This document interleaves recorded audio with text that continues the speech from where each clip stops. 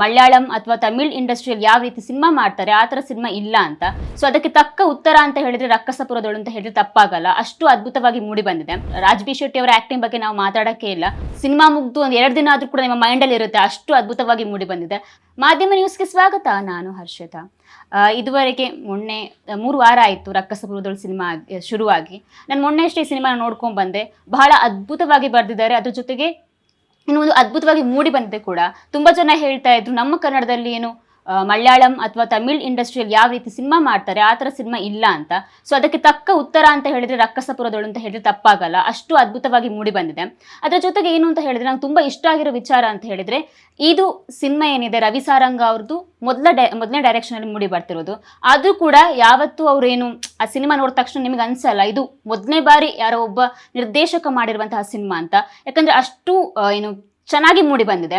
ಅದರ ಜೊತೆಗೆ ಇನ್ನೇನು ಅಂತ ಹೇಳಿದ್ರೆ ರವಿ ವರ್ಮಾ ಅವರ ಒಂದು ಸಾಹಸ ನಿರ್ದೇಶನ ಆಗಿರಬಹುದು. ಅಂದರೆ ಅವ್ರದ್ದೊಂದು BTS ಏನು ಅಪ್ಲೋಡ್ ಮಾಡಿರ್ತಾರೆ. ಏನು ರಾಜ್ ಬಿ ಶೆಟ್ಟಿ ಅವರು ಬೈಕಲ್ಲಿ ಹೋಗೋತ್ತಿಗೆ ಅವರ ಬೆನ್ನ ಹಿಂದೆ ಆ ಒಂದು ಬೆಂಕಿಯಲ್ಲಿ ಆಲ್ಮೋಸ್ಟ್ ಯೂಸ್ ಮಾಡಿಕೊಂಡು ಮಾಡಿರುವಂತಹ ಸಾಹಸ ನಿರ್ದೇಶನ ಆಗಿರ್ಬೋದು, ಬಹಳ ಅದ್ಭುತವಾಗಿ ಮೂಡಿ ಬಂದಿದೆ. ಇದೆಲ್ಲದಕ್ಕಿಂತ ತುಂಬ ಇಷ್ಟ ಆಗಿರೋದೇನು ಅಂತ ಹೇಳಿದ್ರೆ ಆ್ಯಕ್ಟಿಂಗ್.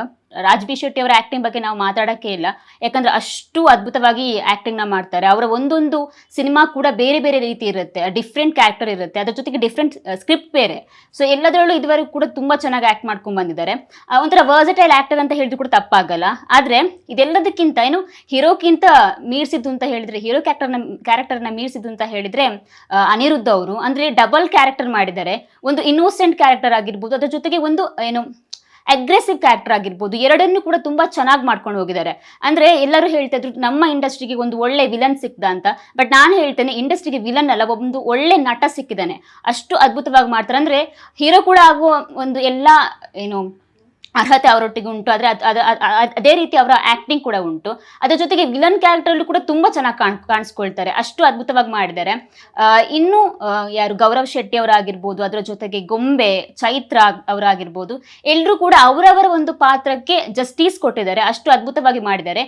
ಏನು ಅಂತ ಹೇಳ್ತೀವಿ, ಒಂದು ಆ್ಯಕ್ಟಿಂಗ್, ಇನ್ನೊಂದು ಐಡಿಯಾ, ಅದ್ರ ಜೊತೆಗೆ ಸಿನಿಮಾಟೋಗ್ರಫಿ, ಇದೆಲ್ಲ ಒಂದೇ ಏನು ಕ್ವಾಲಿಟಿ ಮತ್ತು ಕ್ವಾಂಟಿಟಿ ಎರಡೂ ಚೆನ್ನಾಗಿದ್ದಾಗ ಯಾವುದೊಂದು ಬೆಸ್ಟ್ ಪ್ರಾಡಕ್ಟ್ ಬರುತ್ತೋ ಅದೇ ಬೆಸ್ಟ್ ಪ್ರಾಡಕ್ಟ್ ರಕ್ಕಸಪುರದಳು ಅಂತ ಹೇಳ್ಬೋದು. ಅಷ್ಟು ಅದ್ಭುತವಾಗಿ ಮೂಡಿ ಬಂದಿದೆ. ಇನ್ನೊಂದು ಸಿನಿಮಾಟೋಗ್ರಫಿ ವಿಲಿಯಂ ಡೇವಿಡ್.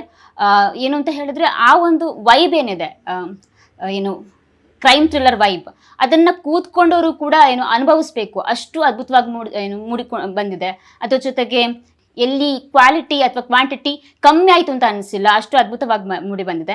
ಅದರ ಜೊತೆಗೆ ಇನ್ನೊಂದು BGM, ಈ ಎಲ್ಲ ಒಂದು ಸಿನಿಮಾನ ಒಂದು ಕೈಯಲ್ಲಿ ಇಟ್ಕೊಂಡಿರೋದು ಅಂತ ಹೇಳಿದ್ರೆ BGM ಅಷ್ಟು ಅದ್ಭುತವಾಗಿದೆ. ಆ ಒಂದು ಡೆನಾನ ಅನ್ನೋ ಒಂದು BGM ಏನಿದೆ ಅದು ಇವಾಗಲೂ ನೀವು ಏನು ಸಿನಿಮಾ ಮುಗ್ದು ಒಂದು 2 ದಿನ ಆದರೂ ಕೂಡ ನಿಮ್ಮ ಮೈಂಡಲ್ಲಿ ಇರುತ್ತೆ. ಅಷ್ಟು ಅದ್ಭುತವಾಗಿ ಮೂಡಿ ಬಂದಿದೆ. ಅರ್ಜುನ್ ಜನ್ಯ ಅವರ ಬಗ್ಗೆ ಹೇಳ್ಬೇಕಂತನಿಲ್ಲ ನಾವು. ಅಷ್ಟು ಅದ್ಭುತವಾಗಿರುವಂಥ ಒಂದು BGMನ ಸಿನಿಮಾಗೆ ಕೊಟ್ಟಿದ್ದಾರೆ. ಅಂದು ಕ್ರೈಮ್ ಥ್ರಿಲ್ಲರ್ಗೆ ಒಂದು BGM ಕೊಡೋದು ತುಂಬ ಕಷ್ಟ. ಆ ಒಂದು ಏನು ವೈಬ್ ಬರಬೇಕು, ಅದನ್ನು ತುಂಬ ಚೆನ್ನಾಗಿ ಮ್ಯಾಚ್ ಮಾಡಿದ್ದಾರೆ ಅಂತಲೇ ಹೇಳ್ಬೋದು. ಒಟ್ಟಲ್ಲಿ ಈ ಒಂದು ಸಿನಿಮಾ ಏನಿದೆ ಒಂದು ಅದ್ಭುತವಾಗಿ ಮೂಡಿ ಬಂದಿದೆ. ಒಂದು ಬೆಸ್ಟ್ ಪ್ರಾಡಕ್ಟ್, ಎಲ್ಲರೂ ನೋಡ್ಬೋದು ಅಂಥ ಒಂದು ಪ್ರಾಡಕ್ಟ್. ಈ ಒಂದು ಸಿನಿಮಾ, ಇದೇ ರೀತಿಯ ಸಿನಿಮಾಗಳು ನಮ್ಮ ಕನ್ನಡ ಇಂಡಸ್ಟ್ರಿಯಲ್ಲಿ ಇನ್ನೂ ಹೆಚ್ಚು ಬರಬೇಕು. ನಮ್ಮ ಕನ್ನಡ ಇಂಡಸ್ಟ್ರಿ ಇನ್ನೂ ಎತ್ತರಕ್ಕೆ ಬೆಳಿಬೇಕು. ಇನ್ನೂ ಏನು ಅಂತ ಹೇಳಿದ್ರೆ ಎಷ್ಟೊತ್ತು ತುಂಬ ಜನ ಹೇಳ್ತಾರೆ OTTಲಿ ಬಂದಮೇಲೆ ನೋಡ್ತೀವಿ ನಾವು ಸಿನಿಮಾನ ಅಂತ. OTTಲಿ ಬಂದು ಮತ್ತೆ ಬೇಕಾದ್ರೂ ನೋಡ್ಬೋದು, ಬಟ್ ಸಿನಿಮಾ ಥಿಯೇಟ್ರಲ್ಲಿ ಬಂದು ನೋಡೋದು ತುಂಬ ಇಂಪಾರ್ಟೆಂಟ್. ಯಾಕಂದರೆ ನಮ್ಮ ಕನ್ನಡ ಇಂಡಸ್ಟ್ರಿಗೆ ಅಷ್ಟು ಏನು ನಾವು ಸಪೋರ್ಟ್ ಕೊಡಬೇಕು. ಸೊ ಇದಾಗಿತ್ತು ಇವತ್ತಿನ ವಿಶೇಷ. ಇನ್ನೂ ಹೆಚ್ಚಿನ ಮಾಹಿತಿಗಾಗಿ ನೋಡ್ತಾ ಇರಿ ಮಾಧ್ಯಮ ನ್ಯೂಸ್.